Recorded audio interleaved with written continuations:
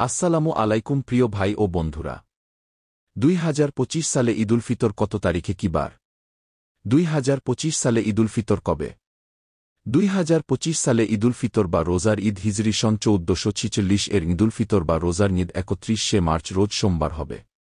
এছাড়াও যেহেতু ঈদুল ফিতর বা রোজার ঈদ চাঁদ দেখার উপরে নির্ভর করে, তাই 1 দিন আগে এবং 1 দিন পরেও 2025 সালের ঈদুল ফিতর বা রোজার ঈদ হতে পারে।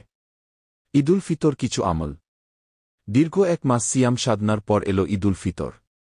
ঈদ শুধু আনন্দ উৎসব আর ভোগবিলাসের জন্য নয়, বরং বিভিন্ন ইবাদতের দ্বারা মহান আল্লাহর অনুগ্রহ, ক্ষমা ও সন্তুষ্টি লাভের মাধ্যম। ঈদুল ফিতরে প্রত্যেক মুসলমানের জন্য আছে বেশ কিছু করণীয় ও বর্জনীয় বিষয়। এখানে কয়েকটি উল্লেখ করা হল। ঈদের রাতে ইবাদত।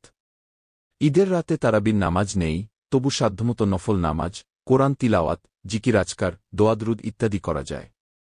আবু উমামা রাদিয়াল্লাহু আনহু থেকে বর্ণিত, রাসূল সাল্লাল্লাহু আলাইহি ওয়াসাল্লাম বলেন, যে ব্যক্তি 2 ঈদের রাতে আল্লাহর সন্তুষ্টিলাভের উদ্দেশ্যে ইবাদত করবে তার অন্তর ওই দিন মরবে না, যেদিন অন্তরসমূহ মুর্দা হয়ে যাবে। ইবনে মাজাহ হাদিস। ঈদের দিনে করণীয়। ঈদের দিনের প্রধান কাজ নির্ধারিত সুন্নত মোতাবেক নামাজের প্রস্তুতি গ্রহণ করা এবং মিষ্টিজাতীয় কিছু খেয়ে আগেভাগেই নামাজ আদায় করতে যাওয়া। আল্লাহ তাআলা বলেন, অবশ্যই সে ব্যক্তি সফলকাম হল, যে পরিশুদ্ধ হয়েছে, তার প্রতিপালকের নাম স্মরণ করেছে এবং নামাজ আদায় করেছে। সূরা আলা আয়াত 14-15।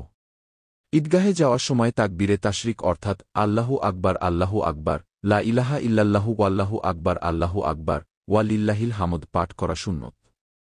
আব্দুল্লাহ ইবনে ওমর রাদিয়াল্লাহু আনহু থেকে বর্ণিত, রাসূল সাল্লাল্লাহু আলাইহি ওয়াসাল্লাম ঈদুল ফিতরের দিন ঘর থেকে বের হয়ে ঈদগাহে পৌঁছা পর্যন্ত তাকবীর পাঠ করতেন। মুস্তাদরাকে হাকেম হাদিস 1106। ঈদের দিন গুরুত্বপূর্ণ সুন্নত। গোসল করা ও পবিত্রতা অর্জন করা। সুন্দর ও উত্তম পোশাক পরিধান করা। ঈদগাহে যাওয়ার আগে পানাহার করা।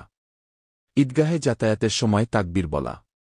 ঈদগাহে আসা যাওয়ার রাস্তা পরিবর্তন করা। হেঁটে ঈদগাহে গমন। ঈদগাহে যেতে শিশুদের সঙ্গে নেওয়া। ঈদের শুভেচ্ছা বিনিময় করা। ঈদের দিনে সুন্নত। আল্লাহ আমাদের সবাইকে নামাজ পড়ার তৌফিক দান করুন, আমিন।